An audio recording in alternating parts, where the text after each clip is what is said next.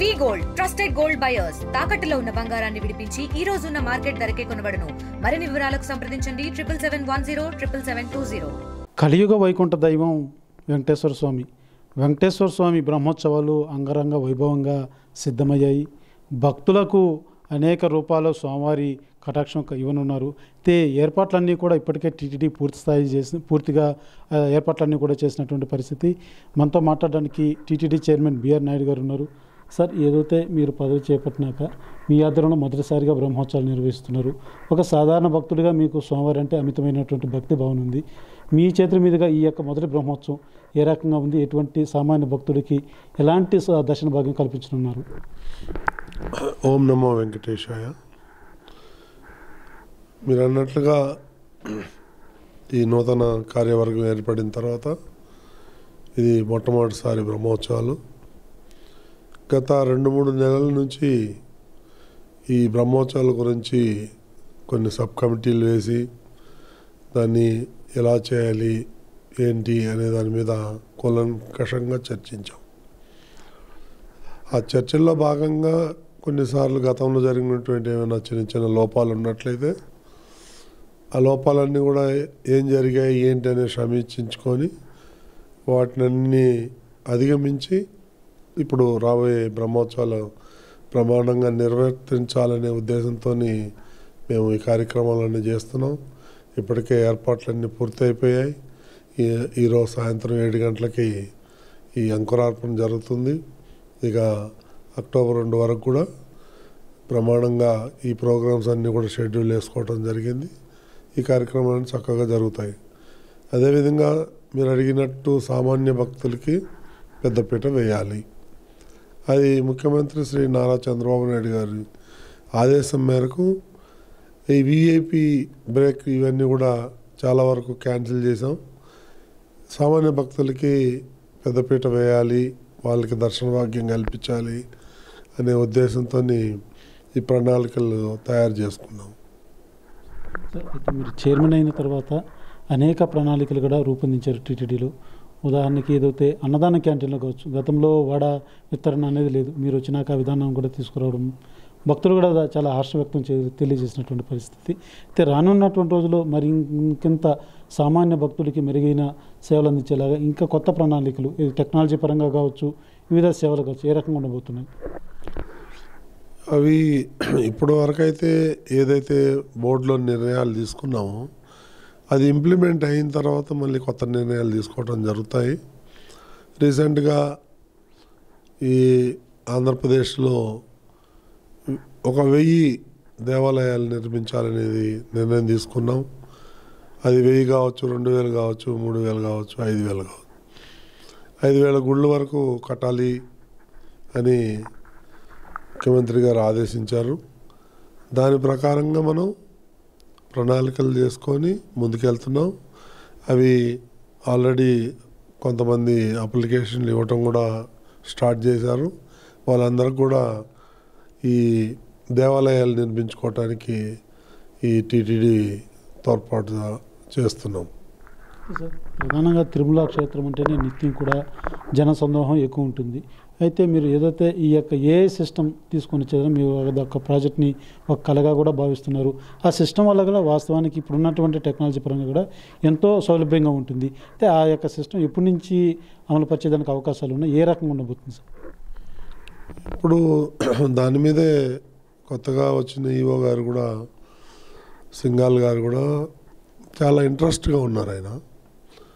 So కూర్చొని ఈ బ్రహ్మోత్సవాలు అయిపోయిన తర్వాత సమీక్ష చేసుకొని ఎప్పటి నుంచి ప్రారంభించాలి, ఒక ముందు పైలట్ ప్రాజెక్ట్ లాగా తయారు చేసుకొని అది సక్సెస్ అయితే ఫుల్ ప్లెడ్జెడ్గా వెళ్దాం అనేది ఒక నిర్ణయం తీసుకోబోతున్నాం. ఆ విధంగా తొందరలోనే అది ఏఐ ఇంప్లిమెంట్ అయ్యేటట్టుగా చూడాలనే ప్రయత్నాలు జరుగుతున్నాయి. అయితే రేపు నుంచి జరిగేటువంటి బ్రహ్మోత్సవాల్లో మీరు ఒక కొత్త విధానం ఏదైతే ముఖ్యంగా గరుడ సేవ అంటే చాలు లక్షలాది మంది భక్తులు కూడా వస్తూ ఉంటారు. గరుడ సేవకు అధిక సంఖ్యలో వచ్చేటువంటి పరిస్థితి ఉంటుంది.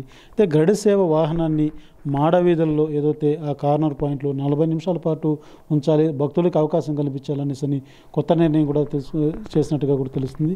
ఇది వాస్తవానికి ఏ రకంగా ఉండబోతుంది, ఎలా చేయబోతుంది? మీరు అన్నట్టుగా ఆ రోజు చాలామంది భక్తులు వచ్చే అవకాశం కనిపిస్తూ ఉంది. ఒక 4 లక్షలు 5 లక్షల వరకు రావచ్చు.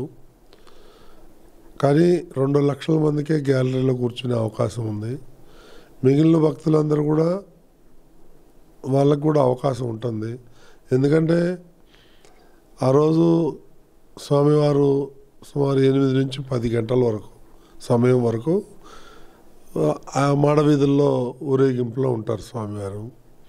కాబట్టి ఎంతమంది వచ్చినా కానీ అకామిడేట్ చేసే అవకాశం ఉంది. ఎగ్జిట్ పాయింట్, ఎంట్రీ పాయింట్ వేరేగా చేసి వచ్చి దర్శనం చేసుకుపోయే అవకాశాలు బాగున్నాయి. ఎవరికి కూడా దొరకలేదు అని అనటానికి వీలు లేకుండా ఏర్పాట్లు చేస్తున్నాం. సార్, అంటే గతంతో పోలిస్తే ఈ ఏడాది పేటాసి మాసం, దసరా హాలిడేస్ రావడం, అంటే గత బ్రహ్మోత్సవాలతో పోలిస్తే ఈ బ్రహ్మోత్సవాలకు ఇంకా 2 భక్త సందోహం వచ్చేటువంటి పరిస్థితి కూడా ఉంది.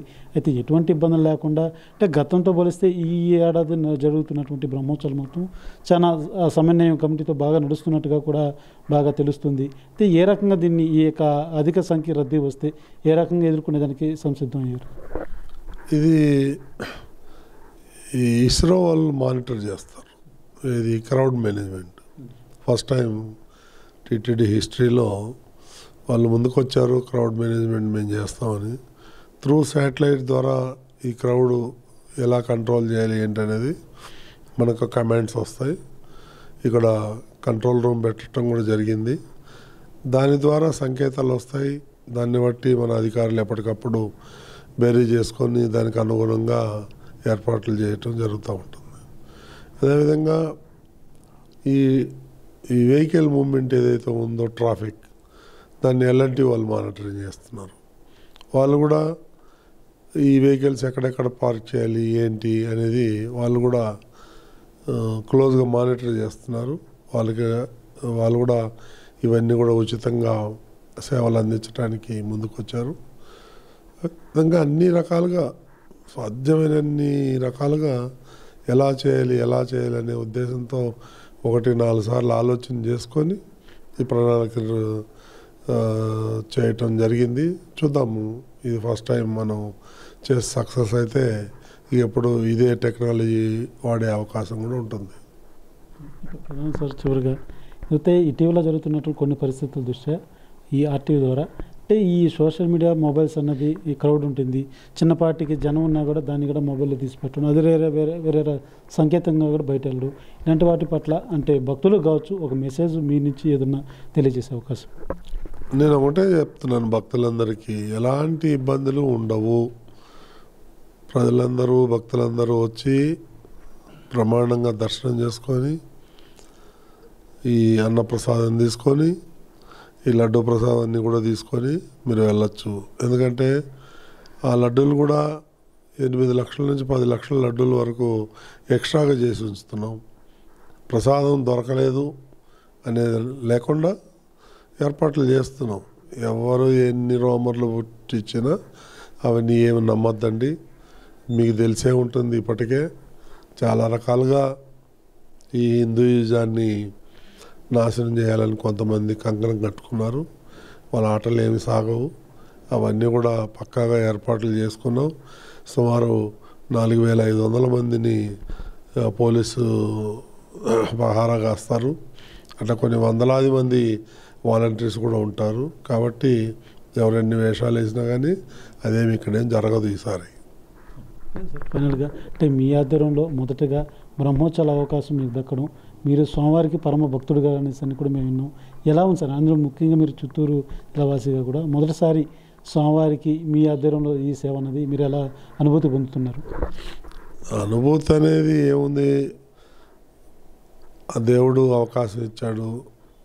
దేవుడు తర్వాత నాకు అత్యంత ఇష్టమైన వ్యక్తి నారా చంద్రబాబు నాయుడు గారు.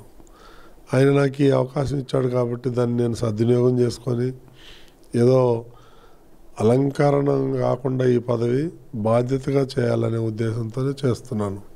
అంతేగాని వేరే ఉద్దేశాలు మాకేం లేవు. ఆయన ఇచ్చిన బాధ్యతని పూర్తిగా నిర్వర్తించి భక్తులకు ఎలాంటి అసౌకర్యం కలగకుండా చేయటమే నా బాధ్యత.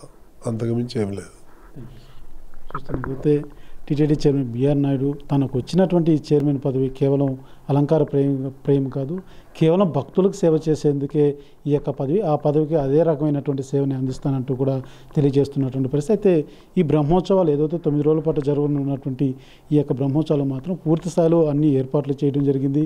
ఎటువంటి ఇబ్బందులు లేకుండా కూడా గత అనుభవాల దృష్ట్యా కూడా ప్రతిదీ కూడా చాలా క్షుణ్ణంగా అటు అధికారులు కావచ్చు, చైర్మన్ కావచ్చు, ప్రతి ఒక్కరు కూడా సమన్వయంతో పూర్తిగా ఏర్పాట్లతో పాటు భక్తులకి సాధారణ భక్తులు స్వామిని దర్శించుకునేలాగా అన్ని వెసులుబాట్లు కల్పించామనేసి కూడా టీటీడీ చైర్మన్ బిఆర్ నాయుడు తెలియజేస్తున్నటువంటి పరిస్థితి.